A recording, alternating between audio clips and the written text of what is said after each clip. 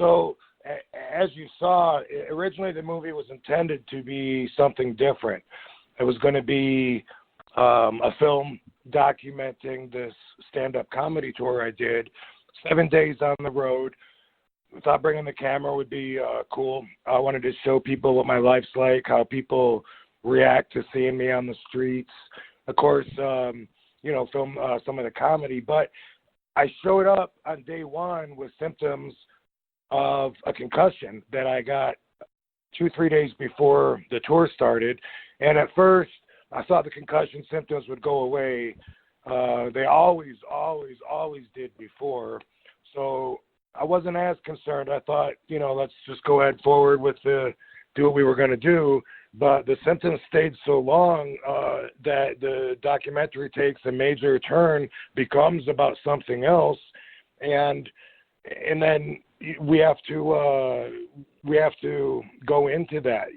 I'm getting my brain checked out with the camera. I'm talking to the viewers as I'm learning. They're learning with me, so I take them on the roller coaster with me to check out what's going on in my head. And of course, then, got to add a little backstory how I got to be here, where I'm at this point in my life, which was starting in 2016. So the documentary covers a lot of what I've been going through over the last couple of years, or since the fans have seen me. And as you notice, it's going to be a bit of a surprise. So I made the movie just the way that it happened with me. It starts out one way, it becomes something completely different. It became something much bigger than originally anticipated. And when I first started getting reviews for the movie, John, I couldn't have known people were going to love it that much. I knew I was proud of the way it turned out, but people really, were telling me that it helped them and the movie was important, and I didn't know how serious to take that at first. But just in the last few weeks, I realized, this is something that I really need to get behind as far as concussion awareness. And what I've learned is that just by sharing my truth, just sharing my experiences, which is easy. I don't even have to come up with anything. I just tell you what I've been through. Through that, I'm discovering how much that helps people. Talking about some of my vulnerabilities. I guess people thought that I was a Superman watching the movie. They see that I have to go through life's obstacles and deal with that, and try to, not let that change me. Try to still be cool and move forward and keep my face on. And now people understand that. And so it's helped so many people that I'm putting a lot more energy into that. Since this movie's come out 3 or 4 months ago, and I'll be promoting it probably forever, I've already had a couple of my friends in the wrestling business take their lives. It seems to be from depression caused from concussions. It's something that's a commonality that's been studied for the last several years, but I'm in the middle of it where I don't want to go out that way. And now I got my brain checked out. There's no reason to think that that I'm in danger. My brain is okay now, but sometimes this CTE can set in later. And I've really pushed it as far as how much I've beat my brain up. So one of my major concerns is myself, and then also my peers. So spreading awareness seems to be key to keep the conversation going. And on top of that, there's studies where people are looking into neurological protecting components such as CBD. I'm on top of that, and hopefully I'll have some news with that really soon. So the movie Headstrong, it catches you up on everything that I've been through last couple of years. Brings you up to date with me. You get to know me a lot more than you ever thought you would, because I think all documentaries need to do that about the person they're with. And I'm overly honest and genuine, maybe to a flaw. So I really share my private life with you in this movie. That's what I wanted to do, and very glad and proud for the way that it turned out. And now, after the fact, after it's been out for a while, I'm starting to think, wow, this could be a platform, to possibly really help people.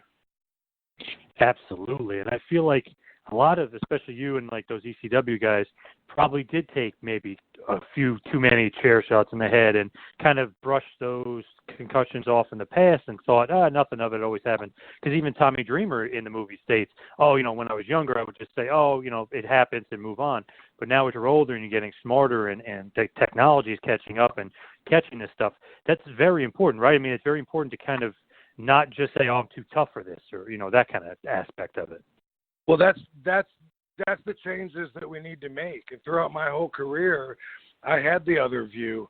I thought, hey, I'm showing how tough I am, showing, what a chair shot I can take to my head, and I'll recover from it. And I knew like every night when Balls Mahoney was going to whack me with that chair, for instance, I knew every night my bell was going to get rung. It was going to be, sometimes everything would look slow motion for a few seconds. Sometimes the sound would go out, or sometimes it would just feel like I'm sleeping. There was all kinds of different aspects to having your bell rung, but what I didn't realize at the time was that was my brain bouncing against my skull, knocking my senses loose, and that is a concussion.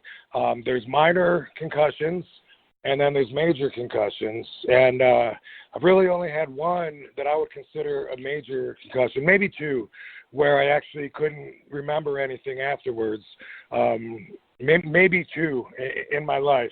And one of them was before I got in the business, in a street situation where I used to get in fights because I was stupid and testing myself, I guess. But highly outnumbered, I got knocked out one time and then could not remember for the life of me, anything about what happened during that day. And I've seen that happen so many times since then. A lot of times with people that I'm wrestling against. I've caught them with kicks, and afterwards I had to tell them over and over and over what happened because, there's different measurements of concussions. I'm learning everything I can now, and I will be continuing to. I'd like to be a go-to guy because I am smart, and when I'm interested in something and do the research, it's easy to retain the information and pick up a lot about it. But the main thing that I learned, John, from watching the movie, I mean, I put it together with one other guy, like we edited it, together, like frame by frame. And Joe Clark, the movie filmmaker, and also he filmed it. And like I said, the two of us did everything ourselves on it. And over and over and over. And I really don't think I realized until watching the whole story back, the main thing that I should be taking from it, and a lot of people might miss this too, but I got a concussion, and afterwards I did everything wrong. Your brain needs to rest.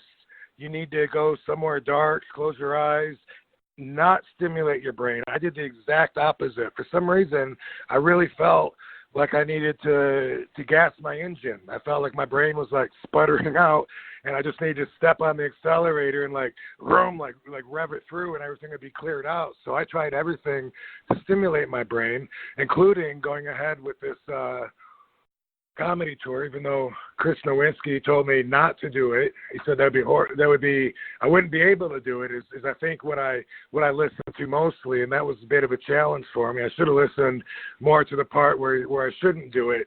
And I think I'm up there on stage for an hour talking to the crowd with bright lights in my eyes, and I really believe because of these incorrect things to follow up with a concussion, I really think because of these things that I did, that's why my symptoms lasted so long.